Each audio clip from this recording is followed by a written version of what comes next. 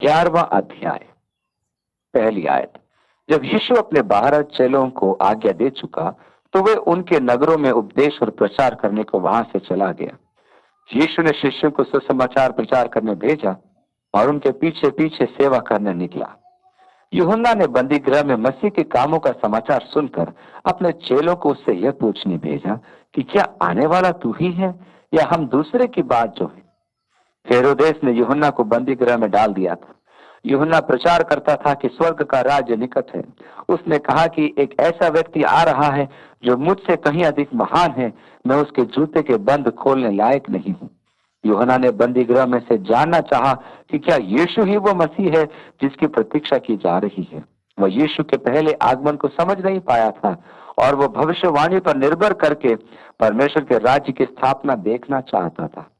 अब चूंकि यूहन्ना बंदी गृह से दुखी हो चुका था और चाहता था कि रोमी सरकार का तख्ता पलटा जाए, एक बड़ी आशा से अपने शिष्यों को यीशु के पास भेजकर पूछता है कि क्या वह तू ही है जो सरकार को तख्त विहीन करेगा या किसी अन्य की राह देखे। क्योंकि अब बहुत हो चुका था, हम कब तक सहन करते रहेंगे। यीशु ने उत्तर दिया कि जो कुछ तुम सुनते और देखते हो वो सब जाकर यूहन्ना से कह दो कि अंधे देखते हैं, लंगड़े चलते फिरते, कोढ़े शुद्ध किए जाते और बहरे सुनते हैं, मुर्दे जिलाए जाते हैं और कंगालों को सुसमाचार सुनाया जाता, और धन्य है वे जो मेरे कारण ठोकर न खाए। यीशु ने प्रति उत्तर में केवल अपने कार्यों की ओर संकेत कर दिया। आपको ध्यान होगा कि जिस रात यीशु पकड़वाया गया वो अपने शिष्यों से कह रहा था, जिसका विवरण यूहन्ना ने अध्याय 14 में स्पष्ट रूप से दिया है।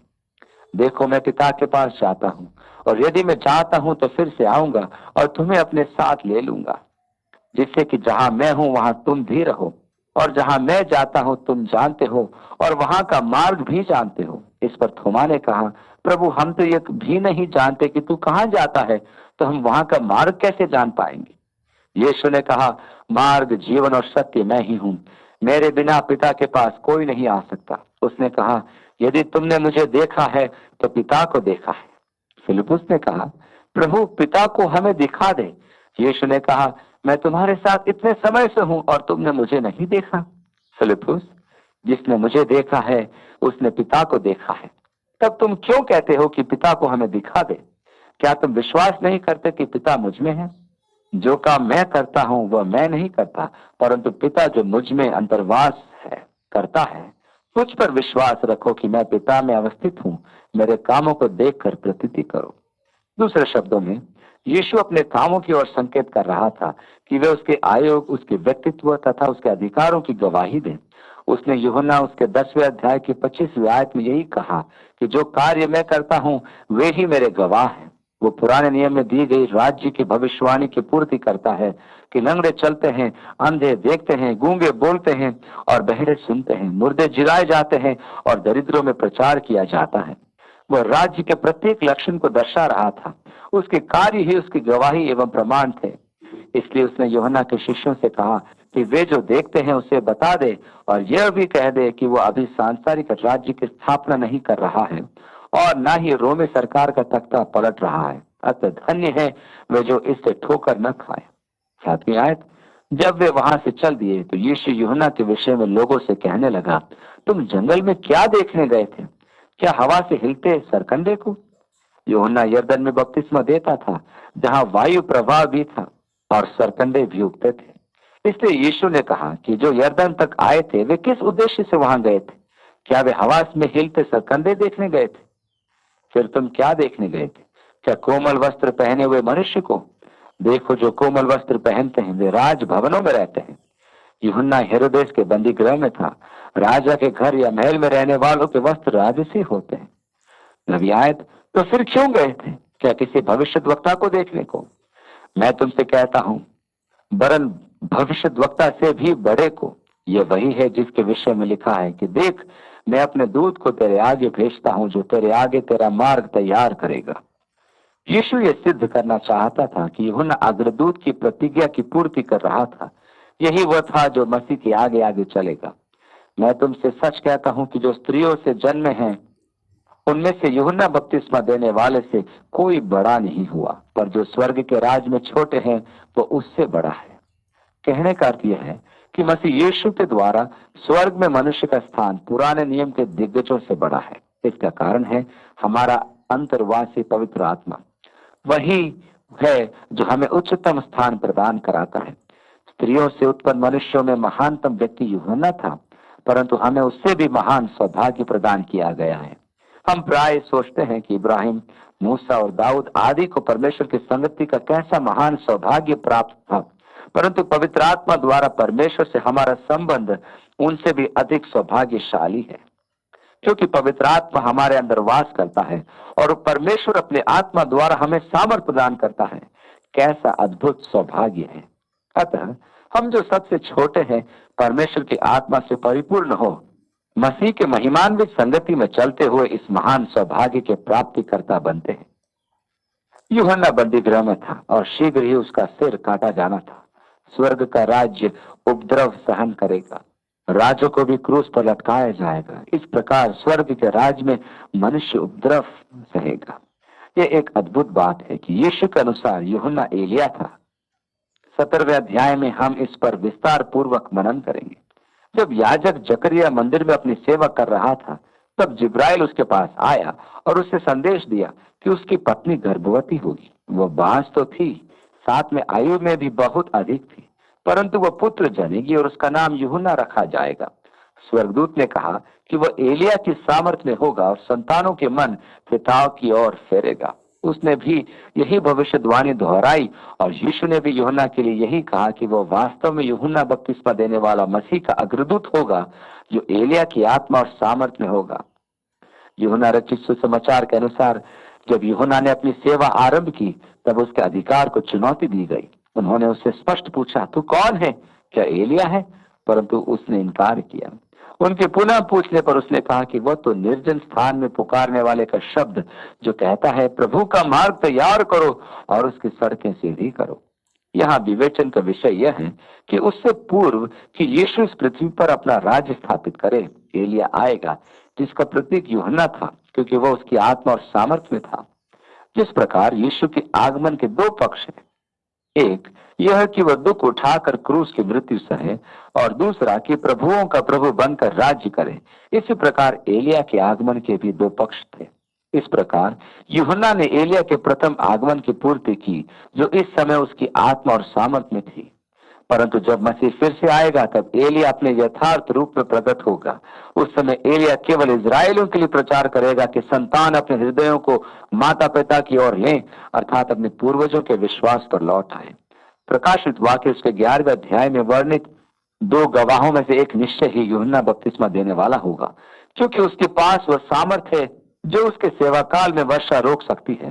ठीक उसी प्रकार जिस प्रकार की एलिया ने किया था, उसमें आग बरसाने का सामर्थ्य भी वैसे ही होगी जैसे एलिया में थी, कि उसने अपने विरोधी सेना नायक और उसकी टुकड़ी पर बरसाई थी। एलिया प्रभु के आगमन से पूर्व आएगा। मेरे विश्वास में तो प्रभु का आगमन इतना निकट है कि आज एलिया का इस पृथ्वी पर कहीं ना कहीं उपस्थित होना अति संभव है, परंतु अभी कोई नहीं जानता कि वह कहाँ है और वह कौन है। ये तो वही जानता है। मैं तो वास्तव में प्रभु के आगमन की प्रतीक्षा कर रहा हूँ। हमारा संभावित स्वभाव है कि हम यीशु के आगमन के मुख्य विषय से हटकर अपना ध्यान अन्य बातों पर लगाएं, जैसे कौन जीतेगा, कौन हारेगा, कौन है क्रिस्त विरोधी, एलिया कौन है, इत्यादि। यीशु ने कहा, इसे स्वीकार करने में तुम्हें कठिनाई होगी। जिसके कान हो वो सुन ले। यदि आप स्वीकार करो और समझ पाओ और मान लो तो ये एलिया है। अतः मसीह के आगमन से पूर्व एलिया आत्मा और सामर्थ में एक बार आ गया है, परंतु मलाके की भविष्यवाणी के अनुसार वह यीशु के फिर से आने के पूर्व दूसरी बार आएगा। तो मनोरंजन की खोज में थे। तुम्हें क्या चाहिए? तुम क्या खोजते हो? मनुष्यों को क्या चाहिए था? वे स्वयं नहीं जानते थे कि उन्हें क्या चाहिए था। यूहन्ना बैरागी बनकर आया और उन्होंने कहा उसमें दुष्टात्मा है। यीशु खाता पीता आया तो वे कहने लगे कि वह तो पापियों का मित्र और पियक्कड़ है। गलील क्षेत्र के वे समस्त नगर जिनकी यीशु ने भर्त्सना की, आज खंडर है। कुछ समय पूर्व तक ये विचार था कि बेथेस्दा एक काल्पनिक नगर था, परंतु हाल ही की खुदाई में उसके अवशेष प्राप्त हुए हैं। ध्यान देने की बात तो यह है कि उन समस्त नगर जिन पर यीशु ने हाय दी थी, नाश हो गए थे। तिबरियास जहाँ हेरोदास वास करता था, यीशु कभी नहीं गया था, अतः वह आज तक यथावत स्थित है। ये गलील की राजधानी था। परंतु कफरनहूम, बेथेस्दा समाप्त हो गए। शोराजीम भी, वे समस्त नगर जिनकी उसने भर्त्सना की थी, आज मानचित्र पर नहीं है। कफरनहूम यीशु का मुख्यालय था, वो उसका अधिवास था। उसने वहां अपनी सेवा का अधिकांश भाग व्यतीत किया था। यीशु के चमत्कारों का अधिकांश भाग वहीं किया गया था, परंतु वहां के नागरिकों ने मन परिवर्तन नहीं किया। इस कारण यीशु ने कहा कि यदि वे कार्य जो कफरनहूम में किए गए सोदोम नगर में किए जाते तो वे अवश्य मन परिवर्तन लाते। दूसरे शब्दों में यीशु ने कहा कि अग्नि द्वारा तो कफरनहूम अनंत अग्नि अर्थात नरक में नाश होगा, पर मैं तुमसे कहता हूं कि न्याय के दिन तेरी दशा से सदोम के देश की दशा अधिक सहने योग्य होगी। क्यों? जिसे अधिक दिया गया है उससे अधिक लिया जाएगा। मनुष्य को जब अधिक ज्ञान और अधिक प्रकाशन प्राप्त होता है तो उसका न्यायिक दंड भी अधिक होगा। इसलिए जब परमेश्वर न्याय करता है तो वह उस ज्ञान को गिनता है जो उसने मनुष्य को प्रदान किया है। जितना अनुग्रह मनुष्य ने प्राप्त किया है उसके अनुपात में ही उसका न्याय किया जाएगा। यीशु उन नगरों को झिड़कने के तुरंत बाद ही स्वर्गीय पिता से और प्रार्थना करता है। 25वीं आयत में, उसी समय यीशु ने कहा, हे पिता, स्वर्ग और पृथ्वी के प्रभु, मैं तेरा धन्यवाद करता हूँ कि तूने इन बातों को ज्ञानियों और समझदारों से छिपा रखा और बालकों पर प्रकट किया है। पिता, मैं तेरा धन्यवाद करता हूँ कि तूने कफरनहूम और बेथेस्दा जैसे बुद्धिमानियों से सत्य को छिपा लिया, परंतु तूने शिष्यों को सत्य का प्रकाशन प्रदान किया है। यीशु ने कहा, हाँ हे पिता, क्योंकि तुझे यही अच्छा लगा। मैं आभारी हूँ पिता कि तूने साधारण लोगों को चुना कि उन पर अपना प्रेम और सत्य प्रकट करे। कैसे आनंद की बात है कि परमेश्वर स्वयं को प्रकट करने के लिए साधारण लोगों को चुनता है। मेरे पिता ने मुझे सब कुछ सौंपा है और कोई पुत्र को नहीं जानता केवल पिता, और कोई पिता को नहीं जानता केवल पुत्र, और वह जिस पर पुत्र को प्रकट करना चाहता है। प्रार्थना करने के पश्चात उसने घोषणा की कि पिता को कोई नहीं जानता केवल पुत्र जानता है, और इसी कारण पुत्र को कोई नहीं जानता केवल पिता जानता है। वे सब जो पिता को जानते हैं वास्तव में वे जन हैं जिन पर पुत्र ने पिता को प्रकट किया है। अनेक जन हुए हैं जो ये सोचते हैं कि वे पिता को जानते हैं, परंतु परमेश्वर के विषय उनकी धारणाएं उचित नहीं होती। यीशु ने स्पष्ट कहा कि पिता को मनुष्य तब ही जान सकता है जब वह पिता को उस पर प्रकट करे। मैं अनेकों को जानता हूं जो परमेश्वर को जानने का दावा करते हैं और कहते हैं, यदि मैं परमेश्वर होता तो मैं ऐसे रहता या ऐसे काम करता, ऐसी प्रतिक्रिया दर्शाता। दूसरे शब्दों में, उन्होंने अपना ईश्वर स्वयं बना लिया है जो उनकी इच्छा और आकांक्षाओं के अनुरूप है। संपूर्ण इतिहास में स्थान स्थान पर यह मनुष्य का स्वभाव रहा है। सत्य तो यह है कि केवल पिता ही है जो सब कुछ जानता है, और जिन पर पुत्र ने उसको प्रकट किया वे ही उसे जानते हैं। अब यीशु खुला आमंत्रण देता है, हे सब परिश्रम करने वाले और बोझ से दबे हुए लोगों, मेरे पास आओ, मैं तुम्हें विश्राम दूंगा। यहाँ ध्यान दीजिए कि यीशु मानवीय अधीरता की तुलना ईश्वरीय धैर्य से कर रहा है। उसके कहने का अर्थ है कि वास्तविक विश्राम परमेश्वर को जानने में है। मैं तुम्हें आराम दूंगा, अर्थात मैं तुम पर पिता को प्रकट करूंगा। आमंत्रण आपको दिया गया है और उसमें जो प्रतिज्ञा निहित है वह यह है कि वह हमें विश्राम देगा। यीशु के पास आने से आंतरिक शांति का अनुभव होता है। यह एक अति सुहाना अनुभव है, इसे मैं अनुभव कर सकता हूँ, परंतु इसका वर्णन करने के लिए मेरे पास शब्द नहीं है। अब परमेश्वर से दूर नहीं भागता, विद्रोह नहीं करता। सत्य तो यह है कि मैं अब पिता को समझने लगता हूँ और यह भी जान लेता हूँ कि मेरी अधीरता का कारण अभक्ति था, परंतु जिस क्षण मैं मसीह यीशु के पास आ जाता हूँ तो मुझे सुहानी आंतरिक शांति प्राप्त होती जाती है, विश्राम। 29वीं आयत, मेरा जुआ अपने पर उठा लो। जुआ बैल पर डाला जाता था कि वह हल चलाए। प्रभु वास्तव में यह कह रहा था कि मेरा जुआ ले लो तो मैं तुम्हें लेकर चलूंगा और अपना काम तुमसे कराऊंगा। आप में से प्रत्येक जन के लिए परमेश्वर के पास एक योजना और एक उद्देश्य है। प्रेरित पौलुस ने फिलिपियों की कलीसिया को पत्र में लिखा, उस पदार्थ को पकड़ने के लिए दौड़ा चला जाता हूं जिसके लिए मसीह यीशु ने मुझे पकड़ा था। मसीह यीशु ने आप में से हर एक को पकड़ रखा है। जब उसने आपको पकड़ा है तो किसी विशेष उद्देश्य एवं योजना के निमित्त ही पकड़ा है, और निश्चय ही वह उद्देश्य एवं योजना आपके जीवन से संबंधित है। हर व्यक्ति के जीवन से मसीह की कोई ना कोई योजना है। अधिक मितव्ययी है वो अपव्ययी जैसे भी आप हैं, आपके लिए परमेश्वर के पास एक योजना है। पौलुस ने इस तथ्य को पहचान कर सेवा के लगभग 30 वर्षों बाद कहा, उस पदार्थ को पकड़ने के लिए दौड़ा चला जाता हूं जिसके लिए मसीह यीशु ने मुझे पकड़ा था। उसका कार्य अभी पूरा नहीं हुआ था। वो उसे निशाने की और प्रतिफल हेतु दौड़ा चला जा रहा था। जो परमेश्वर का सर्वोत्तम आह्वान था, वह दौड़ा ही चला जा रहा था। यीशु ने कहा, मेरा जुआ अपने ऊपर ले लो, क्योंकि मुझे तुमसे विशेष प्रयोजन है। मुझे अपनी लगाम पकड़वा दो और मैं तुम्हें अपनी योजनाओं और उद्देश्य में तुम्हें लेकर चलना चाहता हूँ। यीशु ने तीसरी बात जो कही वह यह थी, और मुझसे सीखो। अब आवश्यक यह है कि तुम पिता को जानो, और ये तभी संभव है जब मैं पिता को तुम पर प्रकट करूं। जब तुम मुझसे सीखोगे तभी तुम पिता को जानोगे, क्योंकि जिसने मुझे देखा है उसने पिता को देखा है। इसलिए मुझसे सीखो कि पिता के सत्य को जान लो। इस प्रकार प्रभु आपको परमेश्वर के स्वभाव के सत्य को दर्शाएगा। और जब आप परमेश्वर के सत्य को जान लेंगे तो यह भी जान लेंगे कि वो प्रेमी, दयालु और आपकी बहुत चिंता करने वाला परमेश्वर है।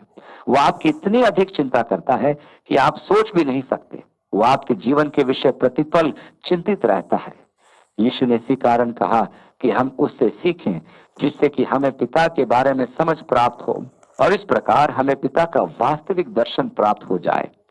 तब यीशु ने यह भी कहा, क्योंकि मेरा जुआ सहज और मेरा बोझ हल्का है। अनेक मनुष्यों को मैंने कहते सुना है, क्या बताऊं मेरे ऊपर कैसा बोझ है, इस समय नहीं जानता कि मैं उसे उठा पाऊंगा या नहीं। ये तो यीशु के कथन के सर्वथा विपरीत है। इसका अर्थ तो यह हुआ कि यह जुआ यीशु का नहीं है, यह किसी और का है। हम निश्चय ही किसी उलझन में फंस गए हैं। मुझे कभी कभी ऐसा प्रतीत होता है कि मैंने अनेक ऐसे बोझ उठा रखे हैं जो परमेश्वर ने मुझ पर नहीं डाले। कभी कभी हम ऐसे समझौता कर लेते हैं जिनके बारे में हमें बाद में पछताना पड़ता है। ऐसी स्थिति में हम ये नहीं कह सकते कि यह प्रभु का जुआ है, चाहे वो सुसमाचार का ही कार्य क्यों न हो। यदि वास्तव में यह प्रभु का जुआ है तो वह शक्ति और सामर्थ प्रदान करता है और मुझे महान सफलता प्राप्त होती है। यदि मैं वह जुआ उठा लूं जो प्रभु का नहीं, तो मैं गंभीर समस्या में फंस जाता हूं और मुझे आपकी प्रार्थना की आवश्यकता होती है। ध्यान रखें कि प्रभु ने कहा, मेरा जुआ सहज और मेरा बोझ हल्का है। सब कुछ ठीक है, परंतु उसका जुआ क्या है? हर एक मनुष्य पर बोझ है। हमारा बोझ हमारी लालसाएं हैं जो हमारे जीवन को नियंत्रित करती है। यीशु ने कहा, मेरा बोझ हल्का है, परंतु वह बोझ है क्या? यीशु के जीवन का उद्देश्य क्या था? उसके जीवन का प्रमुख लक्ष्य क्या था? उसने 12 वर्ष की आयु में ही यह स्पष्ट कर दिया था कि उसके जीवन का प्रमुख उद्देश्य एवं लक्ष्य क्या था। उसने अपनी माता से कहा था, क्या नहीं जानते थे कि मुझे अपने पिता के भवन में होना अवश्य है? जब हम कहते हैं मुझे करना है या मुझे वास्तव में करना है, तो वो व्यर्थ है। आवश्यकता इस बात की है कि हम कहें मेरे लिए अवश्य है। यीशु की वाणी को सुनिए। क्या तुम नहीं जानते थे कि मुझे अपने पिता के भवन या कार्यों में होना अवश्य है? यही उसके जीवन का एकमात्र लक्ष्य था। क्योंकि मैं अपनी इच्छा नहीं वरन अपने भेजने वाले की इच्छा पूरी करने के लिए स्वर्ग से उतरा हूं। अपने आप से कुछ नहीं करता, परंतु जैसे मेरे पिता ने मुझे सिखाया वैसे ही बातें कहता हूं। उसने प्रार्थना करते हुए कहा, जो काम तूने मुझे करने को दिया उसे पूरा करके मैंने पृथ्वी पर तेरी महिमा की है। वो अपने बोझ के विषय क्या कहता है? मेरा बोझ हल्का है। पिता की इच्छा की पूर्ति करना आसान है। पिता को प्रसन्न करना कोई कठिन काम नहीं है। ये बोझ भारी नहीं है। वह किसको बुलाता है? हे बोझ से दबे और थके लोगों, मेरे पास आओ, मैं तुम्हें आराम दूंगा। मनुष्य के भारी बोझ क्या है? आप अपने जीवन का कौन सा बोझ उठाने का प्रयास कर रहे हैं? आप स्पष्ट कहेंगे, मुझे पैसा चाहिए, मुझे अच्छी अच्छी वस्तुएं चाहिए, मुझे आराम चाहिए। कोई यह भी कहेगा कि मेरे जीवन की अभिलाषा है, मुझे एक नया पद चाहिए। मैं चाहता हूं कि मनुष्य मुझे हर जगह पर मेरी प्रशंसा करे। मैं विश्व विख्यात होना चाहता हूं। कोई ऐसा कह सकता है? मेरे परिश्रम करने का और धनोपार्जन का मुख्य कारण है जीवन का आनंद लेना, ऐसा भी कुछ कह सकते हैं। मैं नौकरी से घृणा करता हूं, पर क्या करूं? जीवन का आनंद लेने के लिए धन कमाना तो आवश्यक है। ये सब हमारे बोझ है। कृपया विचार कीजिए कि क्या ये आपके जीवन के वास्तविक बोझ है? आपको धन किसके लिए चाहिए? आपको ख्याति किसके लिए चाहिए? आप आनंद किसके लिए खोज रहे हैं? आपका सच्चा उत्तर है, अपने स्वयं के लिए। आपने सच कहा। यीशु ने यही कहा कि जीवन का बोझ बहुत सारा है, तो वो आपको दबा देगा और अंत में हार कर आप कहेंगे जीना व्यर्थ है, क्योंकि आप संतुष्ट नहीं हो पाएंगे, आप पागल हो जाएंगे। ये जुआ बहुत कठिन है और बोझ बहुत भारी। यीशु ने कहा, मेरा जुआ अपने सिर पर उठा लो, क्योंकि मेरा जुआ सहज और मेरा बोझ हल्का है। परमेश्वर के लिए जीवन यापन एक अति तुष्टिकार जीवन है। परमेश्वर को अपना जीवन अर्पित करके उसकी महिमा के लिए जीवन व्यतीत करने से अधिक अन्य कुछ भी संतुष्टि नहीं दे सकता। यीशु ने अध्याय 10 में कहा, जो अपने जीवन को बचाएगा वह उसे खोएगा, और जो मेरे लिए प्राण देगा वह जीवन पाएगा। मेरा जुआ सहज है और मेरा बोझ हल्का है। मेरा जुआ पिता के लिए जीवन व्यतीत करना और उसे प्रसन्न करना मात्र है।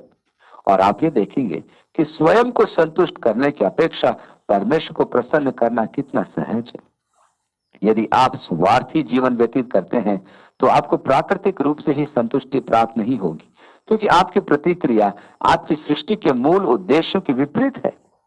परमेश्वर ने आपकी सृष्टि इसलिए की कि आप उसकी प्रसन्नता और उसकी महिमा का कारण हो। प्रकाशित वाक्य उसके 4 अध्याय की 11वीं आयत में प्राचीन प्रणाम करते हुए कहते हैं, हे हमारे प्रभु और परमेश्वर, तू ही महिमा और आदर और सामर्थ के योग्य है, क्योंकि तू ही ने सब वस्तुएं सृजी और वे तेरी इच्छा से थी और सृजी गई। परमेश्वर ने आपको अपने राग रंग में जीने के लिए नहीं सृजा है। यदि आप अपने राग रंग में व्यस्त रहते हैं तो आपका जीवन खोखला ही रहेगा और निराशा और असंतुष्टि से पूर्ण रहेगा।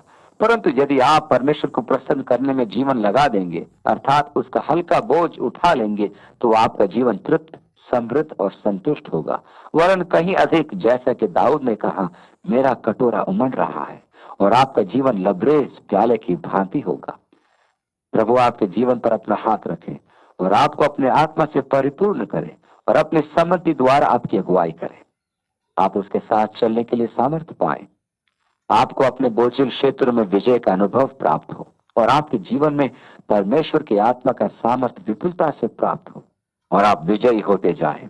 आप उसके ज्ञान में बढ़ते जाएं और मसीह यीशु के सहभागिता में विकासमान हो। यीशु के नाम में आमीन।